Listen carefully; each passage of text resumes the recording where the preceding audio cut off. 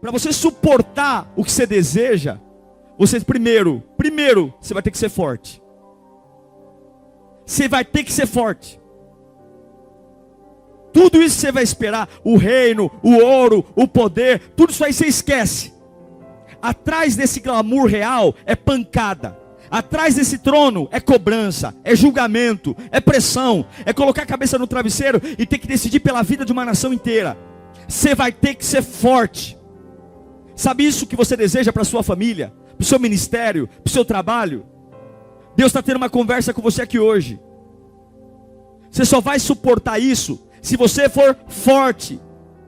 Fala, querido, uma alegria ter você aqui no meu canal. Fica sempre a dica, se você não se inscreveu ainda, por favor, inscreva-se, ative o sininho. Sempre a gente coloca conteúdo para, de fato, despertar você, confrontar. Sem confronto, não tem mudança. O sermão de hoje é muito interessante. Ele vai propor uma reflexão, se você suportará o que deseja. A gente deseja muita coisa, mas será que a gente suporta o que deseja? E eu espero que Deus fale muito com você, que traga crises positivas e que você seja inspirado. Um bom sermão para você. Vamos ouvir a palavra? Abra lá em 1 Reis, capítulo 2. Eu falei desse texto na quinta-feira, quando Davi estava velho e o seu filho Adonias queria usurpar o trono. Quem estava aqui quinta-feira? Eu preguei sobre esse episódio, mas olhando para uma outra ótica. Davi tinha prometido o trono a Salomão, e agora velho para morrer, Adonias, um outro filho de Davi, quer o trono e começa a infernizar a vida do pai. Eu vou falar de novo desse mesmo episódio de Davi, mas agora não com a relação de Davi com Adonias, mas com a relação de Davi com Salomão. Tá bom? Vamos lá. 1 Reis 2, do 1 ao 4, diz assim, ó. Quando se aproximava o dia da sua morte, Davi deu instruções ao seu filho Salomão. Abre aspas, diz Davi. Estou para seguir o caminho de toda a terra. No popular, estou para ir para a terra do pé junto. Estou para morrer. Por isso, seja forte e seja homem. Obedeça ao que o Senhor, o seu Deus, exige. O que ele exige? Ande nos seus caminhos. Obedeça aos seus decretos e os seus mandamentos, as suas ordenanças e os seus testemunhos, conforme se acham escritos na lei de Moisés. Se você fizer isso, assim você prosperará em tudo o que fizer e por onde quer que for. Olha o 4. E o Senhor manterá a promessa. Você não tem uma promessa para sempre. A promessa é condição. E o Senhor manterá a promessa que me fez. Qual foi a promessa que Deus fez para Davi, o pai? Se os seus descendentes cuidarem da sua conduta e me seguirem fielmente de todo o coração e de toda a alma, você, Davi, jamais ficará sem descendente no trono de Israel. Vamos orar? Fale conosco, Senhor. Nós estamos aqui nesta manhã para termos nosso coração alinhado por Ti. Tu és um bom Pai, como cantamos. Tu és um Pai precioso. E nós não queremos nada além do que a Tua palavra. Que eu não atrapalhe aquilo que o Senhor tem para dizer. Eu não tenho a mínima noção do estrago que o Senhor vai fazer. Estrago no que o diabo tem falado para nós. E nas bênçãos que o Senhor vai trazer. Mas alinha nosso coração, em nome de Jesus.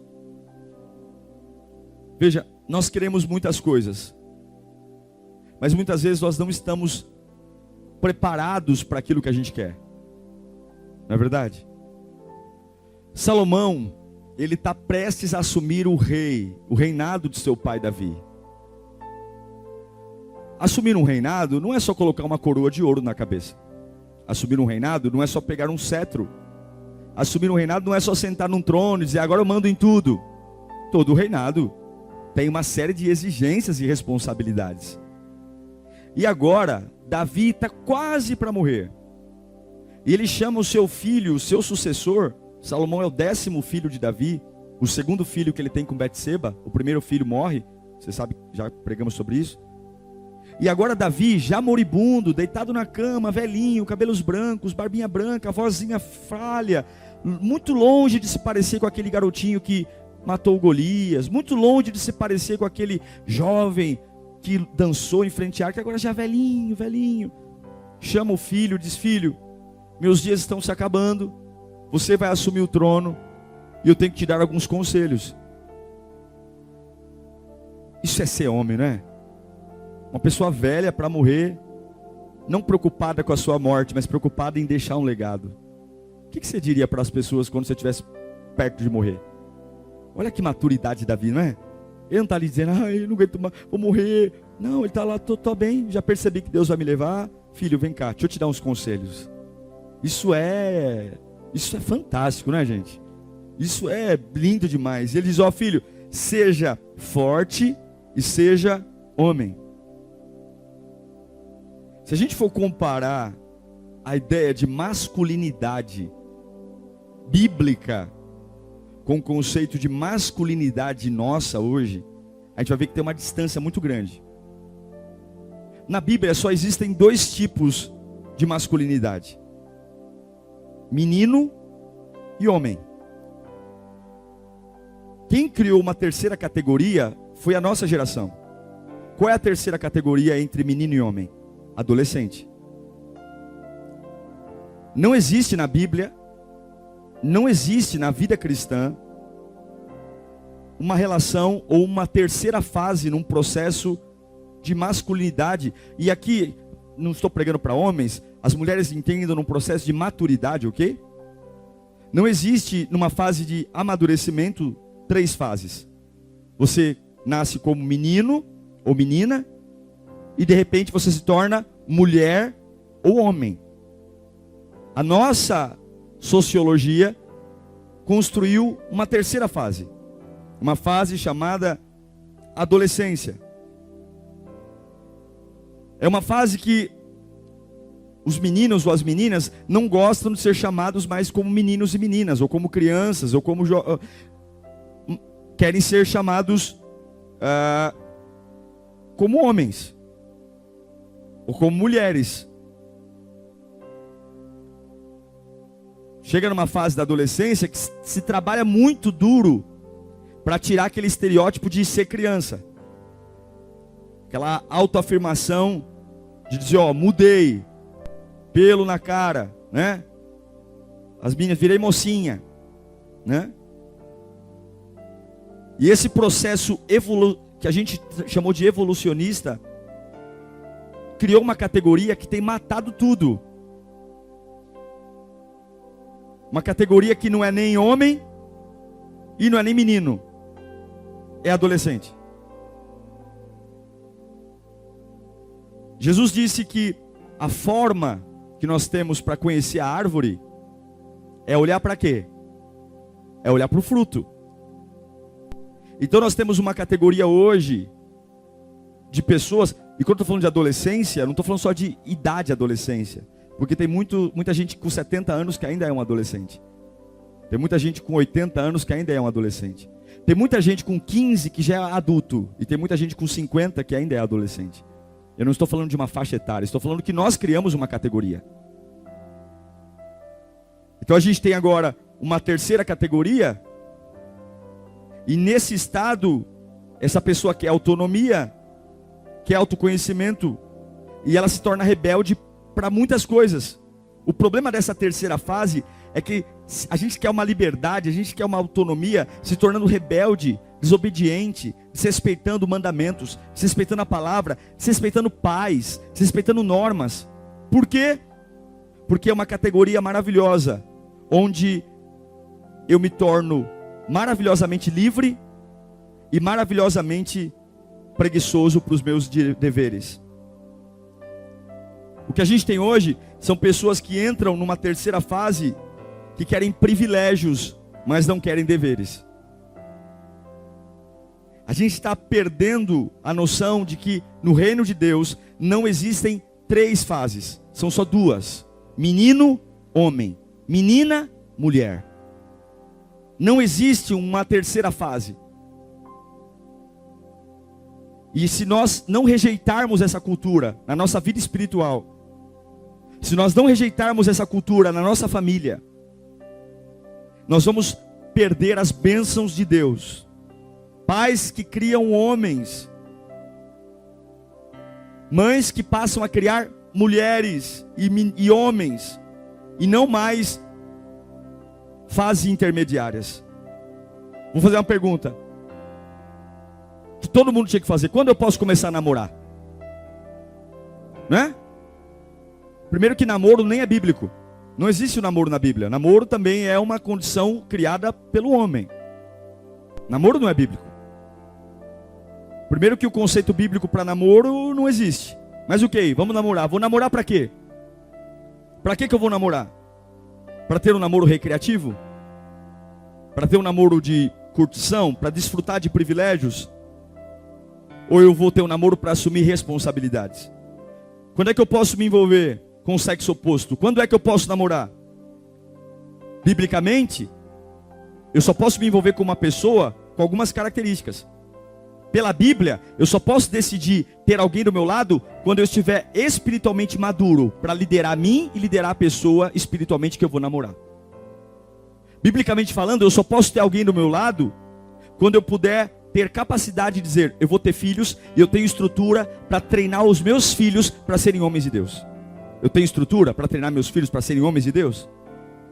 Quando é que eu vou namorar?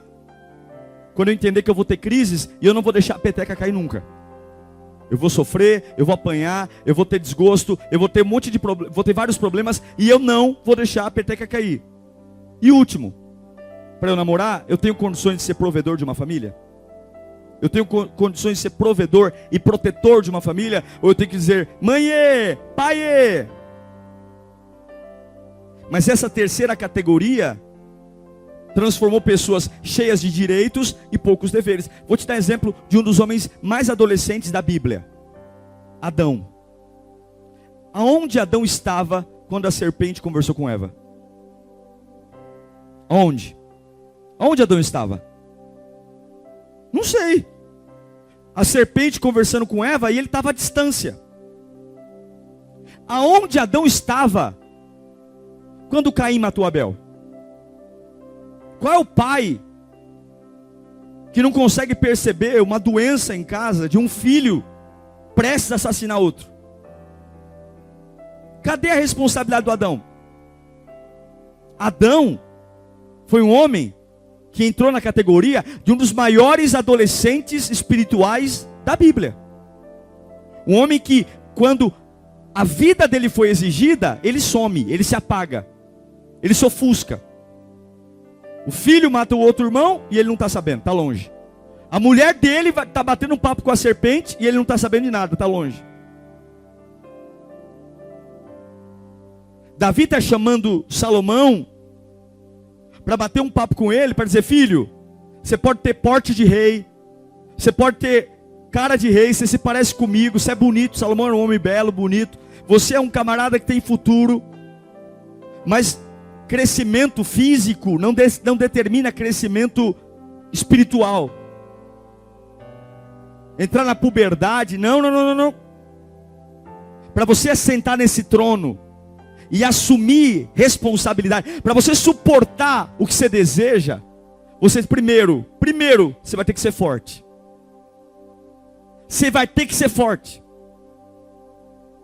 Tudo isso você vai esperar, o reino, o ouro, o poder, tudo isso aí você esquece. Atrás desse glamour real é pancada. Atrás desse trono é cobrança, é julgamento, é pressão, é colocar a cabeça no travesseiro e ter que decidir pela vida de uma nação inteira. Você vai ter que ser forte. Sabe isso que você deseja para a sua família, para o seu ministério, para o seu trabalho? Deus está tendo uma conversa com você aqui hoje. Você só vai suportar isso se você for forte. Davi não está pensando nele não, ele está para morrer. Davi está pensando no filho. Filho, o que está para vir, o teu futuro, você vai ter que ser forte. É um pai falando com amor para o filho, pegando na mão do filho, dizendo: filho, seja forte. Isso aqui não é um conselho, isso aqui é uma condição, porque se Salomão não for forte, ele perde o trono. Não é assim um conselho, é uma condição. Rei fraco cai. Rei fraco perde o trono. Isso que você deseja, essa promoção que você deseja, esse trono que você deseja, esse novo nível de família que você deseja, esse novo nível de esperança, esse novo nível de ministério, esse novo nível de equilíbrio emocional, tudo isso que você está projetando para a sua vida, que talvez a gente só está olhando para a beleza, para o glamour, para o quanto a minha vida vai melhorar, esquece isso. Tem um rei moribundo, deitado na cama, pegando na tua mão, falando: filho, não se iluda. Não se iluda com a beleza da coroa. Não se iluda com pessoas batendo continência para você. Filho, não se iluda. Você vai precisar ser muito forte. Deus está falando para muitas pessoas aqui que estão seduzidas por aquilo que estão esperando. Não se iluda. Seja forte. Seja forte. Não entra numa terceira categoria de adolescente espiritual, onde você está ali, ó, agora eu consigo. Não. Todo direito te traz deveres pesadíssimos. Salomão ia ter que ser rei, líder. E um dos principais ingredientes para um líder é o esforço. Um dos grandes ingredientes para quem vence na vida, para quem quer vencer onde está plantando, é se esforçar. Se você não se esforça, você não tem direito a sonhar. Se esforce, meu filho. Assuma essa liderança. É por isso que no Salmo 28:7, o próprio Davi diz, aqui na sua juventude ainda: o Senhor é a minha força, Ele é o meu escudo, nele o meu coração confia, e dele recebo ajuda. O meu coração exulta de alegria, e com um cântico lhe darei graças. Seja forte. Não é apenas um pai velho comunicando um filho para ser forte. Não, é um homem que já enfrentou Golias, é um homem que já carregou coroa, é um homem que já pecou, é o Davi que já mandou matar, é um homem que já passou por tudo na vida, e agora está olhando para o filho: filho, eu já fui rei a minha vida toda, e estou dizendo para você agora: seja forte. Você vai ter que ser forte. No Salmo 1 Samuel 17:37, ele vai dizer, ó: o Senhor que me livrou das garras do leão, o Davi, e das garras do urso, me livrará das mãos desse filisteu. Diante disso, Saul disse a Davi: vá, e que o Senhor esteja com você. É esse Davi, que aqui era um garoto, e está dizendo: olha, rei, eu não tenho espada na mão, eu não tenho lança, mas eu vim trazer marmita para os meus irmãos, e eu fiquei sabendo que tem um Golias aí, um gigante aí, um filisteu aí, e eu vou lá, porque eu sei que o Senhor já me deu força para rasgar leão, rasgar urso. Você só vai suportar o que você deseja viver se você for forte. Aí Davi olha para Salomão, com a mão tremendo: filho, além de ser forte, seja homem. Meu Deus, isso é forte, não é?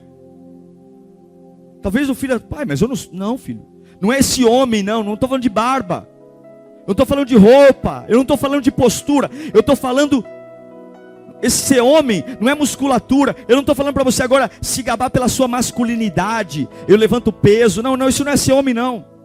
Tem muito homem que levanta peso e não é homem. Eu não estou falando de suportar peso, de ter músculo, eu não estou falando de atributos físicos, não, filho. Não estou falando para você falar grosso. Tem muito homem que bate na mesa, na frente da esposa, e no trabalho é pisoteado, é covarde. Dentro de casa grita de galo, né? E todo mundo pisa nele. Aí quer descontar que tu pisa nele dentro de casa, com quem ele deveria tratar assim, ó. Bater na mesa não é ser homem, não. Quebrar copo não é ser homem, não. Bater em mulher, bater em filho, não é ser homem, não. Espancar pessoas não é ser homem, não. Isso é ser covarde. Quando Davi diz, ó, Salomão, seja homem, ele está falando para você ter autoritarismo, gritar, esbravejar. Não é esse homem, não. Beba mesmo, beba até cair. Não, a definição de homem bíblico não é masculinidade, não é força, não é ser macho man. Não. Davi sabia o que era ser um homem forte. Ser homem é falar o seguinte: deixe de ser menino e não fique sendo adolescente, vire homem. Sabe o que é ser homem, Salomão? Ser homem é dominar-se completamente. Ser homem não é ter músculo. Ser homem é dominar-se completamente. É ter domínio sobre si mesmo, sobre suas emoções. Ser homem é ter autocontrole. Isso é ser homem. Ser homem é pegar o nervoso e dizer: eu não vou quebrar nada, eu vou engolir, vou ter maturidade, vou ser homem para suportar. Ser homem é quando a minha boca quer falar, gritar, difamar, e eu vou ser maduro para fechar minha boca. Porque você domina teu silêncio, como eu vi uma frase hoje. Mas a palavra que você fala, você se torna escravo dela. A palavra que você não diz, você é dono dela. Mas a palavra que você libera, você se torna escravo do que você fala. E depois não adianta dizer que não falou. Depois não adianta dizer que não era bem assim. Ser homem é dominar-se. Quantos meninos crescidos ou meninas crescidas a gente encontra por mundo afora? Gente grande com comportamento infantil. Gente adulta com comportamento de criança. Que sabe ouvir sim, mas não sabe ouvir não. Que sabe ser agradado, mas não sabe ser desagradado. Essa é a falência da nossa geração. A geração do sim. E aí Davi está pegando na mão do Salomão, dizendo: filho, esse reinado que você vai enfrentar, você tem que ser forte e você tem que ser homem. Homem, mulher madura, traz segurança na atitude que toma. Homem e mulher madura olha para o povo e fala: ó, fiquem tranquilos, todos estamos em crise, mas não vai cair a casa não, Deus está conosco. Homens transmitem ao outro, não destruição, mas transmitem ao outro força. Eu estou com o mesmo medo que você, eu estou com o mesmo pavor que você, mas eu sou maduro. Filho, seja homem, porque o povo vai desistir, mas você não pode, filho, você é o rei. Filho, seja homem, o povo vai criticar você, e você tem que ser homem para ter equilíbrio e não cair na onda emocional. Ouvir tudo, doer, sangrar e ficar centrado. Você é homem. Filho, as pessoas vão brincar com as suas emoções. Salomão, seja homem. Senão você não vai aguentar um mês de trono, você vai largar tudo. Filho, seja homem. E o terceiro, forte, homem, e obedeça. Obedeça o quê? Sua vontade? Seus mandamentos, seus sentimentos? Não, obedeça os mandamentos de Moisés. Obedeça a palavra. Você não está sentado no trono para fazer o teu reinado. Você está aqui para dar sequência ao meu reinado. Deus me deu um trono e agora os meus filhos. Nós não estamos aqui para criar a vida cristã que queremos. Estamos aqui para dar sequência ao trono que Jesus Cristo estabeleceu. E nós, como herdeiros dele, filhos deles, damos sequência ao trono que Deus deu ao filho. E nós, por herança, estamos mantendo. Será que eu suporto o que eu quero sem ser forte, sem ser homem e sem obedecer? Para encontrar força e para encontrar maturidade, masculinidade, eu preciso obedecer, eu preciso ter aliança com Deus. Quando Davi diz seja homem, ele quis dizer, ó, traga segurança, transmita segurança para o povo. No meio das crises financeiras do palácio, no meio das crises de fome, seja forte e obedeça. Obedecer para quê? Para você ter vitória nas tentações. 1 João 2,14 diz o quê? Filhinhos, eu vos escrevi porque vocês conhecem o Pai. Pai, eu vos escrevi porque vocês conhecem aquele que é desde o princípio. Jovem, eu vos escrevi porque vocês são fortes, e em vocês a palavra de Deus permanece, para vocês vencerem o maligno. Eu estou falando com você, pegando na sua mão, para você me conhecer. Eu preciso obedecer para eu ter estabilidade na fé. Efésios 4,14. O propósito é que não sejamos mais como? Levados de um lado para o outro pelas ondas, nem jogados para cá e para lá por todo o vento de Testemunho de Jeová fala comigo, eu virei testemunho de Jeová. Kardecista fala comigo, eu virei kardecista. Né? O Bolsonaro fala comigo, eu virei Bolsonaro. O Lula fala comigo, eu virei PT. Eu sou levado, todo mundo me influencia. É criança. Não é levado por toda a onda, nem jogado lá para cá, todo vento de doutrina pela astúcia e esperteza dos homens, que induzem ao erro. Criança é induzida por homem. E a única forma de eu não ser induzido por homem é me tornar homem. Eu preciso obedecer para ter uma fé convicta.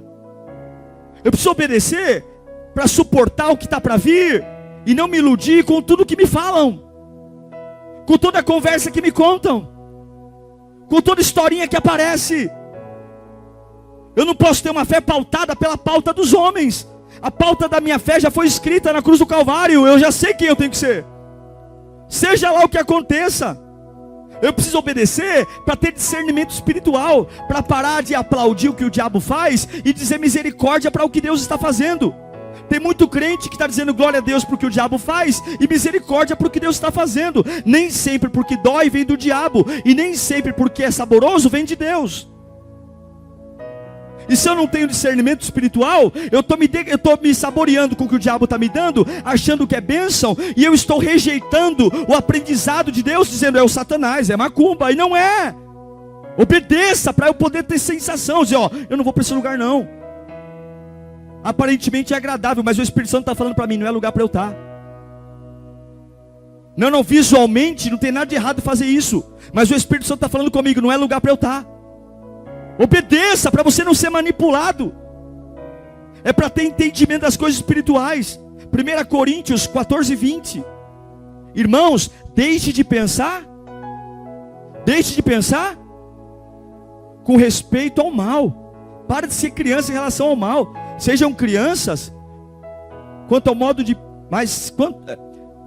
com respeito ao mal, sejam crianças, mas quanto ao modo de pensar, sejam. Em relação ao mal, seja criança. O que ele está querendo dizer? Seja puro. A criança não tem maldade. Mas quanto ao pensar, refletir, seja adulto. Eu preciso obedecer para eu sair do raso e viver as coisas profundas do reino. Hebreus 5,14. O alimento sólido é para adultos, os quais, pelo exercício constante, tornaram-se aptos para discernir, porque eu sou adulto, o bem, o mal. Sou homem, sou adulto, sou mulher adulta, eu sei o que eu posso e o que eu não posso. Não preciso ficar atrás de profetada, não preciso ficar atrás de revelaçãozinha não. Deus me amadureceu, eu sei o que eu posso e o que eu não posso. Eu não vou cair em ladainha não. Intimidade com Deus é para maduros. Maduro para frutificar. Salmo 92. O salmista diz: os justos florescerão como a palmeira, crescerão como o cedro no Líbano.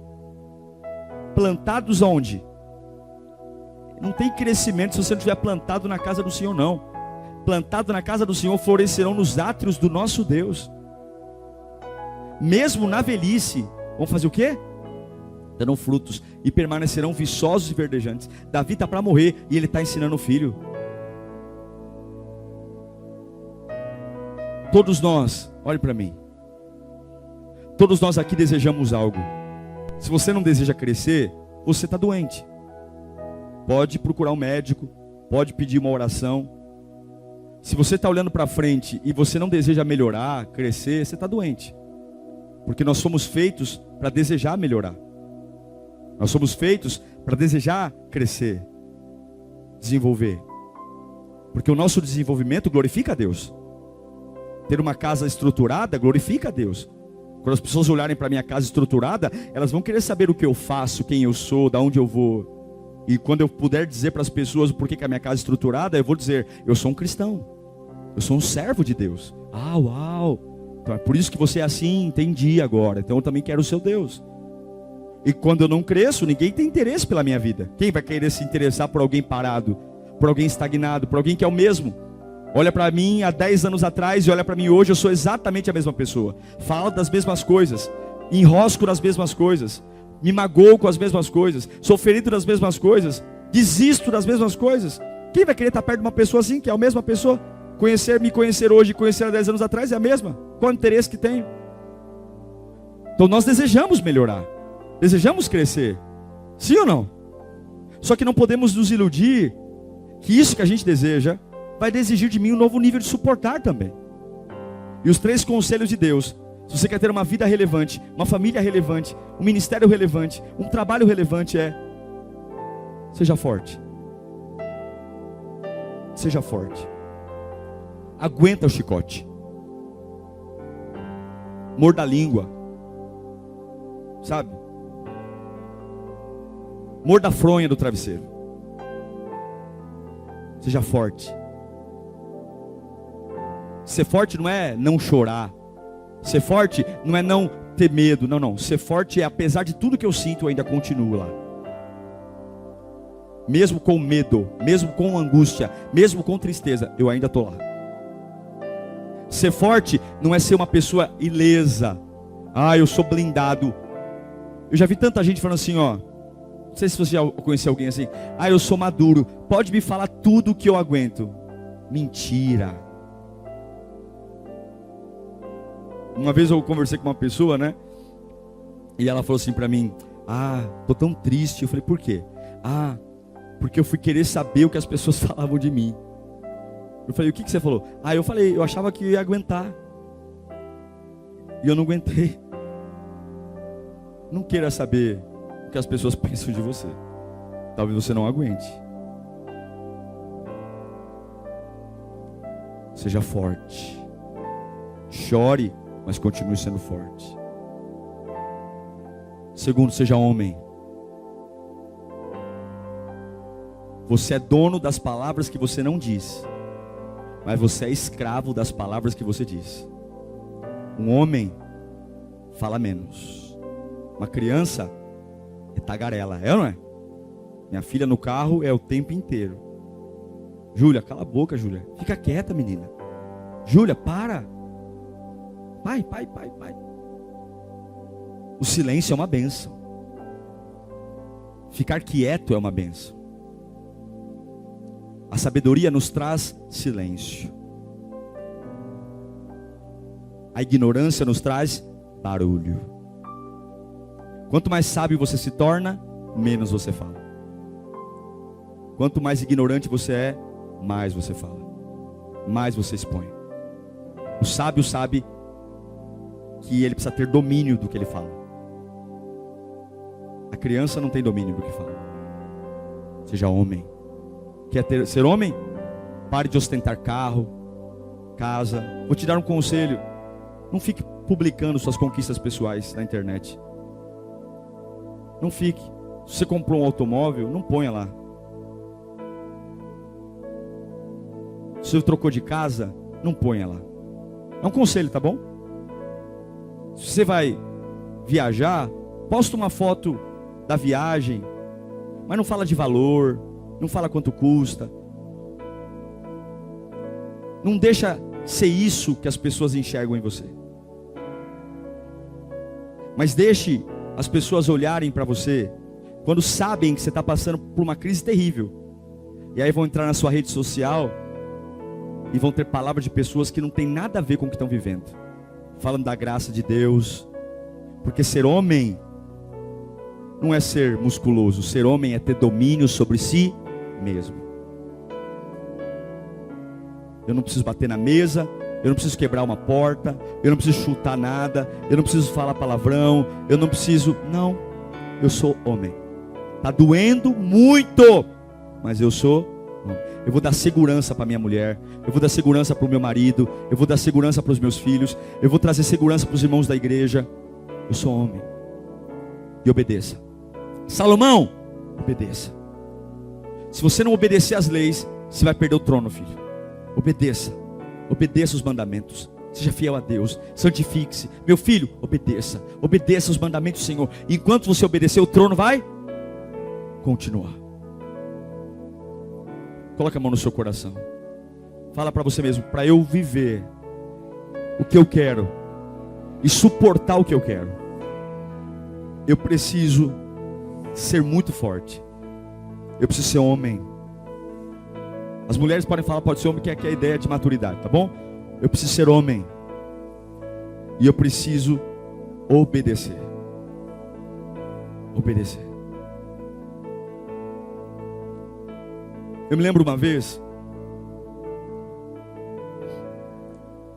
que eu fui pregar numa igreja, uma congregação nossa, lá no Itaim Paulista, e o pastor titular não pôde ir, e mandou eu ir pregar.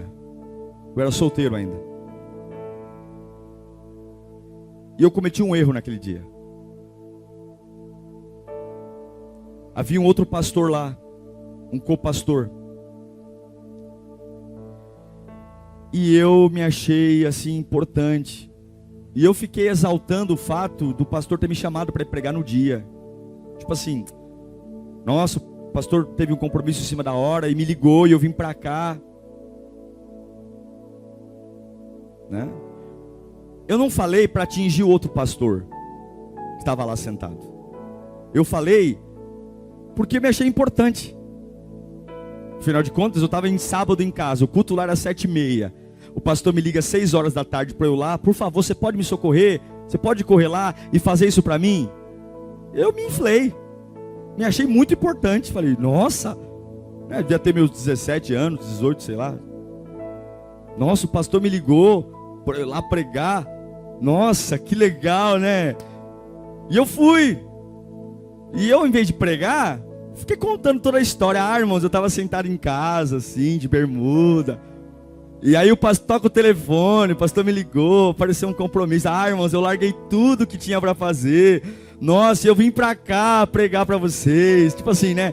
Me aplaudam, né? Ó, gente, larguei todos os meus compromissos, estou aqui. E eu esqueci que tinha um pastor sentado ali perto. E falei. Peguei o ônibus, voltei para casa. Aí no outro dia começa a tocar telefone em casa. Morava com a minha mãe ainda, solteiro. Nossa, o Diego foi lá numa igreja e humilhou o pastor. Né? Humilhou o pastor. Desprezou o pastor que estava lá. Né? Disse que o pastor chamou ele de última hora e desrespeitou um pastor que estava lá. Eu falei, meu Deus. Né? Mas não foi isso. Mas ficava feio também eu explicar por que eu falei aquilo. Eu aprendi naquele dia que eu ainda não estava pronto para ser quem eu queria ser. Que eu ainda era um garoto que me iludia com os pequenos pirulitos e balas que me davam.